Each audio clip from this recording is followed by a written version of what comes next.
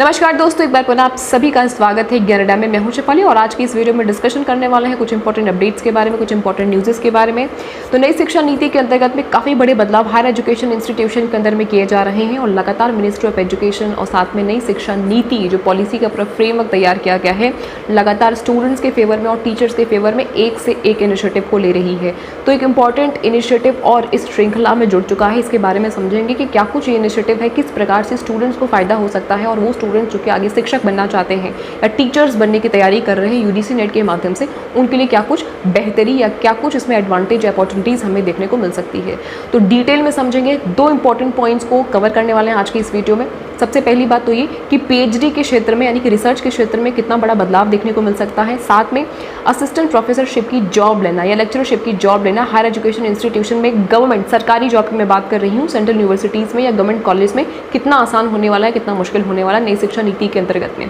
बताते चलें कि नई शिक्षा नीति पैन इंडिया अप्रैल में लागू होने वाली है और उसको लागू करने से पहले कुछ बड़े इनिशिएटिव लिए जा रहे हैं। तो चलिए फटाफट से समझते हैं, आपको लेके चलती हूँ लैपटॉप की स्क्रीन की तरफ और बताती हूँ आपको कि क्या कुछ एक ड्राफ्ट तैयार किया गया है। ये ड्राफ्ट कब तैयार किया गया है, कितने लोगों ने मिलकर इस ड्राफ्ट को तैयार किया है, इस ड्राफ्ट में हमारे फायदे की बात क्या है, यानी कि शिक्षक के फायदे की बात क्या है, स्टूडेंट्स के फायदे की क्या बात है। तो चलिए फटाफट से डिस्कशन करते हैं, लेके चलती हूँ आपको लैपटॉप की स्क्रीन की तरफ, वहाँ पे समझेंगे डिटेल में कुछ पॉइंट्स को। इस वक्त हम लोग आ चुके हैं लैपटॉप की स्क्रीन की तरफ और ये एक नोटिस जो कि यूजीसी की तरफ से रिलीज किया गया है 17 मार्च को, और इसमें आप सभी के सजेशन को इनवाइट किया जा रहा है। कुछ चेंजेस किए जाने वाले हैं पीएचडी डिग्री को अवॉर्ड करने में। जैसे पीएचडी डिग्री का जो अभी एक ड्यूरेशन होता था वो 3 साल मिनिमम था, मैक्सिमम 6 ईयर्स था, उसको थोड़ा सा मॉडिफाई करने की बात हो रही है और 3 साल के बजाय उसको 2 साल मिनिमम और 6 साल मैक्सिमम करने की बात बोली जा रही है। तो इस पर आप सभी लोगों के सजेशन या कहें फीडबैक, रिकमेंडेशन को इनवाइट किया जा रहा है। जो भी ड्राफ्ट तैयार किया गया है, इस वजह से 31 मार्च लास्ट डेट है, तो आप सभी लोगों से अनुरोध है कि भाई आप सभी से जुड़ा हुआ है तो इनकी इस ऑफिशियल वेबसाइट पे जा करके अपनी फीडबैक को दीजिएगा, अपने कमेंट्स को दीजिएगा, क्रिटिकली दीजिएगा, पॉजिटिव वे में दीजिएगा, बट दीजिएगा, पार्टिसिपेट जरूर से करिएगा, ठीक। दूसरा एक नोटिस जो है ये रिलीज किया गया था, ये आपका पब्लिक नोटिस नई शिक्षा नीति के अंतर्गत में जो बड़े बदलाव होने वाले हैं पीएचडी को करने के लिए उसके रिगार्डिंग है। इसमें सीबीसीएस का कंसेप्ट हटाया जा रहा है, उसको रिप्लेस किया जाएगा। सीबीसीएस मतलब चॉइस बेस्ड क्रेडिट सिस्टम का जो कंसेप्ट है उसको खत्म करके उसको रिप्लेस करके curriculum framework and credit system for 4 year undergraduate programme, ये ड्राफ्ट तैयार किया गया है, इसे रिप्लेस किया जाने की बात कही जा रही है। और इसमें क्या कुछ चीजें अभी आज डिस्कशन इसी पे करने वाले हैं हम लोग, और इसमें भी आपका सजेशन या फीडबैक या आपके जो भी कमेंट्स हैं आप जाके इनके इस ऑफिशियल वेबसाइट पे इस लिंक के थ्रू, ये जो आपका लिंक है ना, इस लिंक के थ्रू आप कर सकते हैं। तो 4 अप्रैल तक आप अपने फीडबैक को शेयर कर सकते हैं। आपको शेयर करना ही चाहिए अपने फीडबैक को, क्योंकि ये चीजें आपसे जुड़ी हुई ही है। तो पहले समझते हैं कि क्या कुछ फीडबैक में बात हो रही है, क्या कुछ सजेशन आपको देना है, फटाफट से यहाँ पे इसको समझ लेते हैं। अब समझते हैं कि पीएचडी अगर आपको करनी है, रिसर्च के क्षेत्र में आपको आगे बढ़ना है, तो क्या कुछ इसमें बदलाव नई शिक्षा नीति के अंतर्गत में हमें देखने को मिलने वाले हैं। तो सबसे पहली बात ये कि पीएचडी सीट्स को रिजर्व कर दिया गया है 60% नेट या जेआरएफ के लिए। ये अपने में बड़ी बात है कि नेट या जेआरएफ के लिए डायरेक्टली इंटरव्यू के बेसिस पे, डायरेक्ट बेसिस पे आपका यहाँ पे सिलेक्शन हो जाएगा। तो 60% सीट नेट और जेआरएफ के लिए यहाँ पे सिक्योर कर दी गई है, रिजर्व कर दी गई है। 40% की जो सीट है वो अभी भी कॉमन एंट्रेंस टेस्ट, जो कि यूनिवर्सिटी अपने अपने लेवल पे एग्जामिनेशन को कंडक्ट कराती है और इंटरव्यू आपका करा के उसके बाद में फिर आप उनके पीएचडी में या रिसर्च के प्रोग्राम में एनरोल हो सकते हैं, वो अभी भी रहेगा। लेकिन इसमें 3-4 पॉइंट्स है। पहला पॉइंट तो ये कि जो अभी तक नॉर्मल चीजें चलती आ रही थी, जैसे कि आपने अंडर ग्रेजुएशन कोर्स किया 3 या 4 साल का, उसके बाद में आपने पोस्ट ग्रेजुएशन कोर्स किया, 55% आपके आ गए, उसके बाद आप कॉमन एंट्रेंस टेस्ट यूनिवर्सिटी का एग्जामिनेशन में बैठेंगे, आपका अगर वहां सिलेक्शन हो जाता है फिर इंटरव्यू होगा और फिर इंटरव्यू के बाद में आप पीएचडी में एनरोल हो सकते हैं। तो ये एज इट इज रहने वाला है 40% के अंतर्गत में, पहला पॉइंट। दूसरा पॉइंट ये कि अगर आपने एमफिल किया हुआ है और आपके 55% हैं, फिर भी आप आराम से पीएचडी के प्रोग्राम में एनरोल हो सकते हैं। लेकिन यहाँ पे समझने वाली बात यह है कि एमफिल को अब डिसकंटिन्यू कर दिया जाएगा। नई शिक्षा नीति के लागू हो जाने के बाद में एमफिल कंप्लीटली डिसकंटिन्यू होने वाला है। इसका मतलब ये नहीं है कि अगर आपने एमफिल किया है तो वो अवैध हो जाएगा, वो इनवैलिड हो जाएगा, बिल्कुल नहीं। वो वैलिड रहेगा, लेकिन वो अब डिसकंटिन्यू हो जाएगा।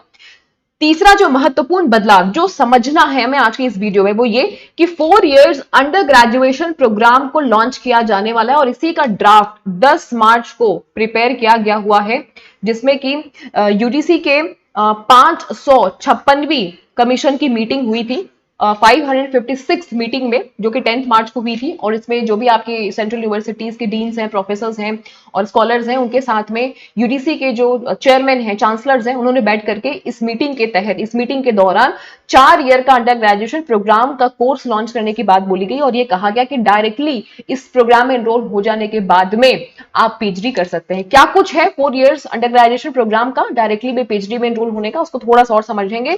4 ईयर अंडर ग्रेजुएशन प्रोग्राम, इसमें सबसे पहली बात तो ये है कि अगर आपका जो सीजीपीए है, यानी कि जो आपका पॉइंट्स है ग्रेड में, वो 7.5 है, तो आप डायरेक्टली पीएचडी के लिए एनरोल कर सकते हैं 4 इयर्स का, अगर आपने अंडर ग्रेजुएशन प्रोग्राम किया।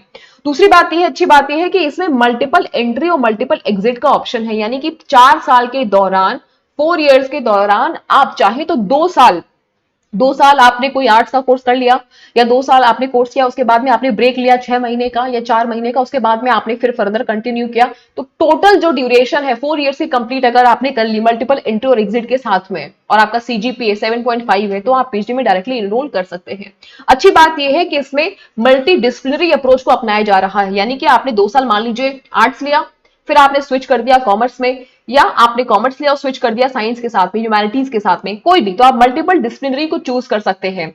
यहाँ पे ये अच्छी बात है कि ये पूरा जो ड्यूरेशन है वो 4 साल का दिया गया है। आप कोई भी कोर्स लीजिए, 4 साल में अपनी डिग्री को अगर आपने कंप्लीट किया है 7.5 सीजीपीए के अकॉर्डिंग, तो आप पीएचडी में डायरेक्टली एनरोल हो सकते हैं।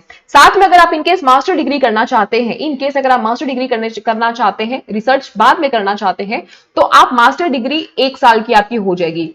तो यहाँ पे 4 इयर्स का अंडर ग्रेजुएशन प्रोग्राम के साथ में मास्टर डिग्री 1 साल की हो गई, और साथ में आप एलिजिबल हो जाते हैं डायरेक्टली पीएचडी में या रिसर्च के क्षेत्र में एनरोल होने के लिए। इसी के लिए आप सभी के सजेशन मांगे जा रहे हैं, पूरा ड्राफ्ट तैयार किया गया हुआ है, आपके रिकमेंडेशंस मांगे जा रहे हैं। ये मोटा मोटी पॉइंट्स मैंने आपको पूरे ड्राफ्ट का निचोड़ समझाने की कोशिश कर रही हूँ। अपने कॉमेंट्स को देने से पहले आप सभी लोग एक बार ड्राफ्ट को जरूर से पढ़ेगा।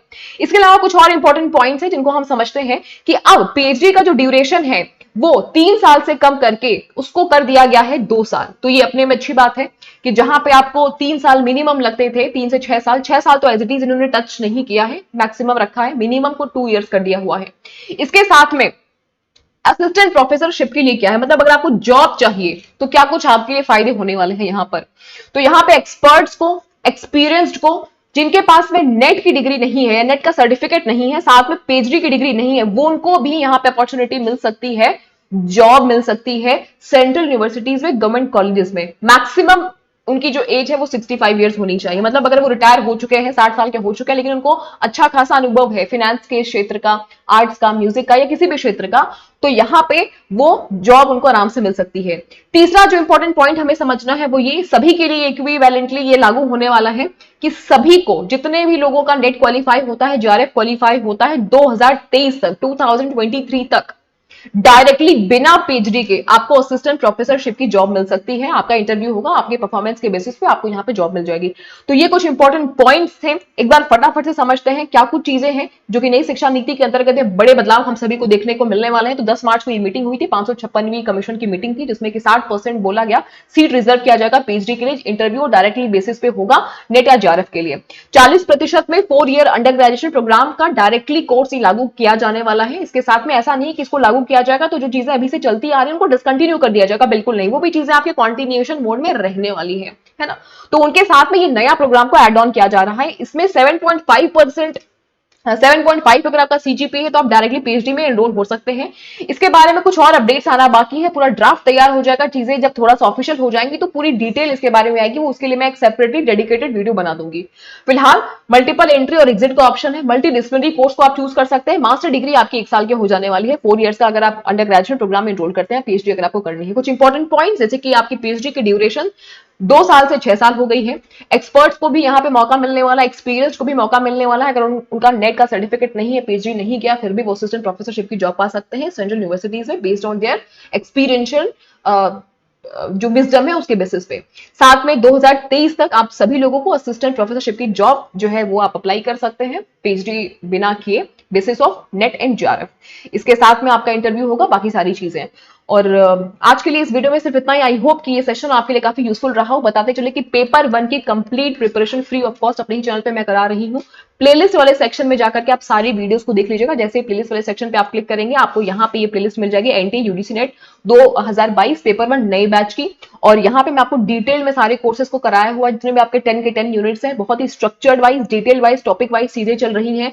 वाई टू चूज ज्ञान अड्डा, क्योंकि यहाँ पे स्ट्रक्चर्ड क्लासेस चलती है बिल्कुल फ्री में। Mock test, previous year questions बिल्कुल फ्री में। डेली क्विजेस मैं आप लोगों के लिए कराती हूँ। डाउट क्लियरिंग सेशंस होते हैं, प्रैक्टिस सेशंस होते हैं, काफी सारी चीजें यहाँ पे होती हैं।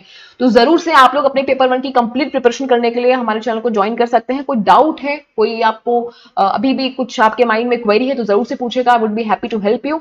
और सभी के कमेंट्स को लेती हूँ अपने ही चैनल पे। टीचिंग लाइन से जुड़े हुए जितने भी इंपॉर्टेंट अपडेट्स हैं या डिटेल्स है, वो सारी चीजें शेयर करी जाती हैं। तो इस वीडियो में सिर्फ इतना ही। आई होप कि आपके लिए इन्फॉर्मेटिव लगा हो। जाते जाते अगर वीडियो आपको जेन्युइनली पसंद आई, इन्फॉर्मेटिव लगे, तो जाते जाते लाइक करके जाएगा, शेयर करिएगा और सब्सक्राइब करिएगा। All the very best and get success. I hope कि ये सेशन आपने एंजॉय किया। Thank you and tata bye bye.